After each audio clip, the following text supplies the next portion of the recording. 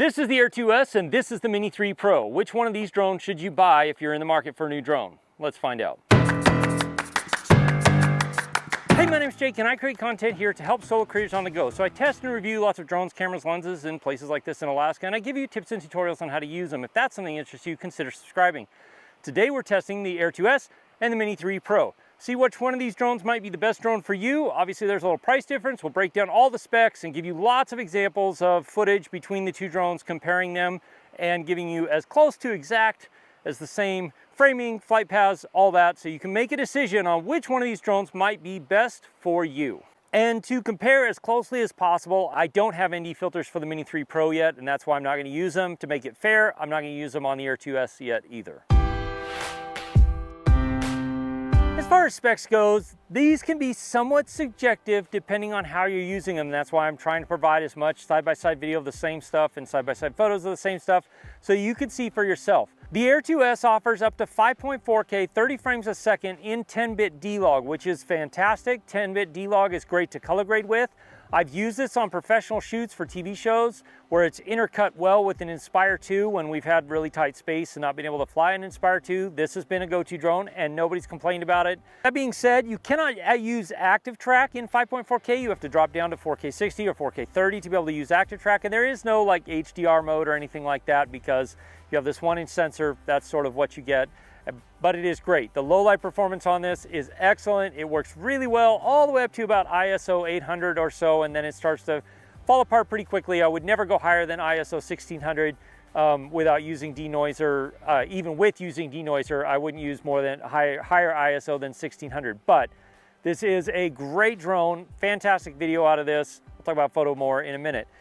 When it comes to the Mini 3 Pro, you're maxed out at 4K 60, but it will active track in pretty much all the video modes that it has, even in 4K 60. When you drop to 4K 30 or below, it goes into high quality mode, which essentially is sort of an HDR-like video. It's not, I don't know that it's true HDR. It's been really hard for me to tell, but it does drop down into what they call 4K HQ in 30 frames a second.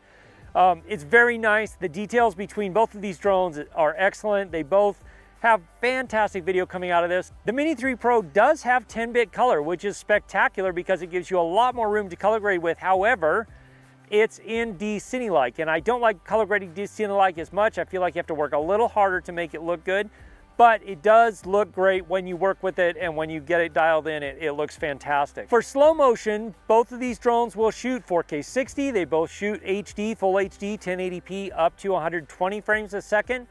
It was difficult for me to see the difference between the two drones on the controllers. Both look very similar. Slow motion, if you're gonna shoot a lot of slow motion, you can see here on the screen the two shots, what they look like. It's hard for me to tell the difference, but I think it's kind of 6 1/2 dozen. When it comes to low light video with the Mini 3 Pro, I've not had a lot of opportunity to test it because it's Alaska, it's the summertime, and we don't get a lot of low light, but from everything I've seen online and the limited testing that I've been able to do with this, the low light video out of this is really good, and it does really well up to about ISO 800 or so, and then it starts to fall apart. But because this has a really wide aperture of 1.7, then it actually does do incredibly well at low light, much better than I thought it would do. And I would say it's really close to the Air 2S. They're very, very similar. So I don't think one of them is really going to win out in low light. Maybe this edges out the Mini 3 Pro just a touch because it's a larger sensor, but really it's very close, much closer than I thought it would be. But then we come to photos, and this is where I really feel like the Air 2S is the clear winner because it has the 1-inch 20 megapixel sensor. You get a 20 megapixel raw photo, which is great. It gives you lots of different options for doing different types of photos, hyperlapses, all of that. You can save all the raw files and then also, use them, edit them in post. They look great. They're really editable. They have a lot of range to them. From such a small drone, you can really push and pull things around. The Mini 3 Pro has 12 megapixel stills, but it also has what they're calling 48 megapixel stills. It's not true 48 megapixel stills like you have a 48 megapixel sensor. What they're doing is kind of breaking the sensor up by 4, and so you get this sort of little more detail, a little bit extra detail mode to it.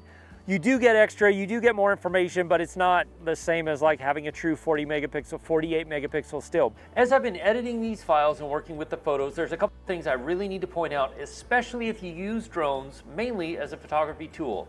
And the biggest one is that the Mini 3 Pro exhibits some pretty major color fringing on both the purple and green. Not so much the green as much as the purple, but definitely in the purple. You can see here, both in the 12 megapixels and the 48 megapixel photo, there's quite a bit of purple fringing. Now, yeah, this is easy to correct in Lightroom, it's easy to correct in post, but you need to be aware that it's quite different. The other thing I noticed is that there's a pretty significant difference in the way the photos look from the 12 megapixels to the 48 megapixels.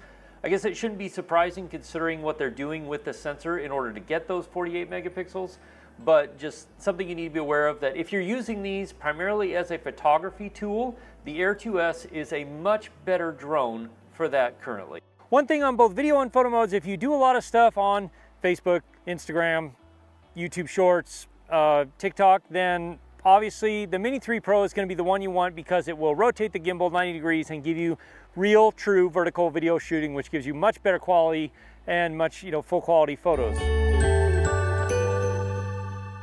As far as battery life, flight time, handling, all of that, that's where it gets a little more in the weeds, and it's going to depend more on your particular use case scenario, but the Air 2S gives you about 26 minutes of flight time. DJI says 31, but let's be realistic.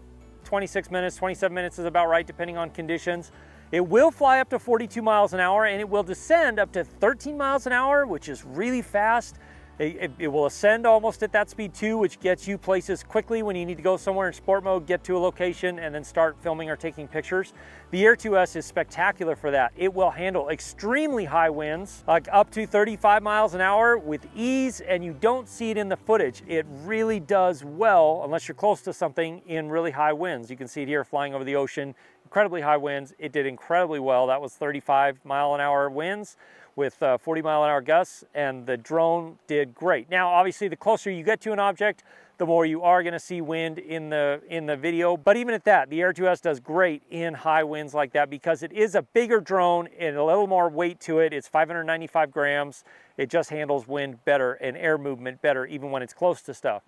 Where the Mini 3 Pro with the standard battery, obviously much lighter weight, so you get a little longer flight time, 28 minutes maybe, in that range with the standard battery, up to 47 minutes, DJI says, with the extended runtime battery.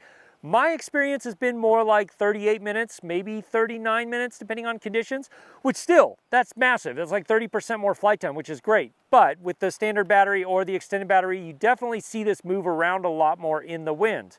For max speeds, I've been seeing pretty consistently 35 to 36 miles an hour, which is crazy impressive for a drone that's this small and this lightweight. It does ascend and descend slower than the Air 2S. Here I was seeing about 8, maybe 8.5 miles an hour descent speed in sport mode, and 7 miles, 6.5, 7 miles an hour in ascent mode, which is still fast, but definitely not as fast if you need to get somewhere quickly and start filming. You're obviously a little slower. And because of that too, you can't handle quite the same amount of winds. Now, this does handle impressive amount of wind for its size. I've been flying in 20, 25 mile an hour winds, and it's handled it well, the gusts, all of that. But the downside of having such a small, lightweight drone is you definitely see it move in the wind a lot more. You can see some of that footage here where it's bobbing around quite a bit, obviously, because of the amount of wind it was flying in. And that's one of the advantages of having a larger, heavier drone. And one downside with the Mini 3 Pro that the Air 2S doesn't have is because there is no active cooling. There's no fan inside of this. If you work in hotter climates, you really have to have this moving through the air in order to keep it cool. You can't just let it sit and not take off for very long. You can't record in a hover for very long. And even if you're really pushing against wind, or if you're really fighting wind, because of the way this is designed, at least at the moment, DJI might improve it via firmware or something in the future, but it can really tax the battery. So this is a little more sensitive to being able to taxing the battery if you're recording and pushing against, filming in sport mode for long periods of time, or if you're in a really hot environment. However, I've flown this in extremely cold temperatures, down to about minus 15, 17 Fahrenheit, which I think is like minus 25 Celsius. It'll be in the, down here, whatever the correct conversion of that is. And it has handled it well. I've got videos about how to handle cold temperatures with drones. But DJI says the Air 2S is only rated to 0 degrees Celsius. This DJI says is rated to minus 10 degrees Celsius, which is like minus 17 Fahrenheit or minus 20 Fahrenheit, something like that. My conversions are probably all over the place, but anyway, so this might be a little bit better cold weather drone than the Air 2S is. Then we come to noise, and that's where these drones are dramatically different. It's the noise test of the Mini 3. It's right here, arm length in front of me, so it's between me and the camera, about 4 feet from the camera. Noise test for the Air 2S. Arm length away, between me and the camera, 4 feet from the camera.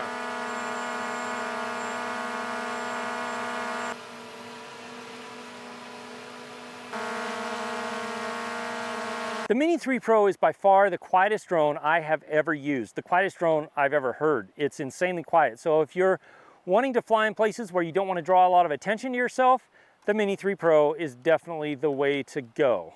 The Air 2S, you could definitely hear it. It's a lot louder. It makes more noise. That's what it does. And that's also where we come into range, distance. I have not had any of the range issues. This is the FCC version, so that can definitely make a difference. I've flown this out to 3,500 feet, which is the absolute max. I can see it with my eyes when I put a strobe on it to keep track of it, that I can go and still see it in my visual line of sight. This I've flown out 3,500 feet, no problem, and I can find it, keep an eye on it out there. But either one of these gets very hard to see. That being said, this one will disappear from your sight a lot faster because it's so much smaller and probably because it's a lighter color than this. The Air 2S definitely stands out a little more in the sky. And yeah, so if you're gonna fly at distances, you can do that. I'm not gonna be doing a max range test because I feel like either one of these drones can fly well beyond your visual line of sight. I do understand a lot of people have had issues with range on this. Hopefully that's something DJI can address via firmware or via something that will make that better. But I have had no range issues. I've tested this with a standard remote controller with the little RC Pro that it comes with as well if you buy that combo. And not had any issues with either one of those. Again, I've flown out 3,500 feet, which is the absolute furthest I could see either one of these drones with a strobe on the Mini 3 Pro and had no issues. Because both of these drones offer obstacle avoidance, the Mini 3 Pro has forward, rear, and down obstacle avoidance, where the Air 2S has forward, upward, down, and rear obstacle avoidance. That gives you the option to use lots of smart features, quick shots, tracking, all of that. Active tracking and APAS is both on both of these drones. They both do a great job. I do feel like the Mini 3 Pro does a little better job active tracking than the Air 2S, but they both do spectacularly. Now, when it comes to obstacle avoidance, they both avoid obstacles. They both do a great job with APAS, which is kind of the intelligent flight path finding tool that DJI has built in to get around things or over or through things. But I do feel like the Mini 3 Pro does a little better than the Air 2S, and that's probably just because the updated algorithm that's in the Mini 3 Pro. Obstacle avoidance test. Drone is 20 feet away that way, pointed straight at us. We're gonna fly straight toward ourselves and see what happens.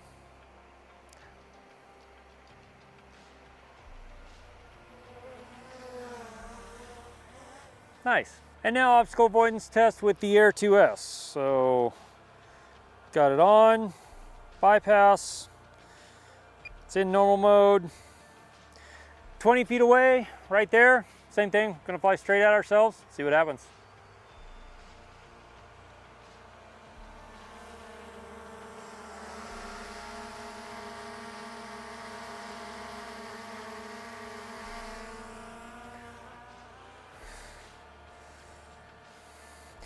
So in 5K 30, it does not like to try and use APAS. So we're gonna try it again in 4K 30 and just see if that's a little easier for it to avoid us. We'll find out.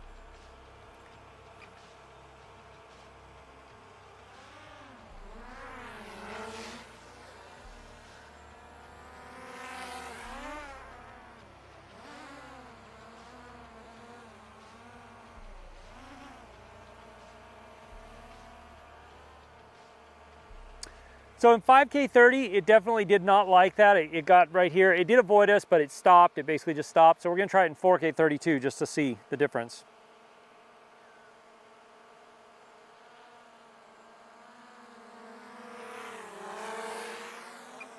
The Air 2S definitely does better obstacle avoidance in 4K 30 than 5K, for 5.4K 30, which shouldn't be surprising because the processor's having to handle a lot more data in that 5K mode. But 4K 30, the obstacle avoidance did great. And one last difference that you have to consider, depending on what you're looking for, is your price. This starts at $1,000 and goes up to like $1,700 if you want to buy it with the smart controller. That's a lot of money for this drone. $1,000, $1,200, sure. But more than that, I'd have a real hard time spending that kind of money on this drone. This starts, let's see, yeah, this starts at $600 something and change for just the drone if you already own the recent DJI RCN1 remote. And then it goes up to $1,000 if you want to buy it with the new Mini Smart Controller RC Pro, what they're calling the new little smart controller that they have, which is spectacular. And if you could afford it, I would absolutely get it because it is a joy to use and I really enjoy it. But it is expensive. I get it. It's $1,000. And then if you're going to add the Fly More combo, it's another couple $100 on top of that. The longer flight time batteries for this are excellent and really worthwhile, I think, in my opinion. How these drones stack up to other drones, click or tap here. I put together a playlist. I'll see you in one of those videos. As always, if you have questions, ask me in the comments below and I'll do my best to answer them. If you want to ask me more questions, then join my live stream Wednesday nights at 4 p.m. Alaska time, 8 p.m. Eastern. I will see you again soon in the next video. Cheers.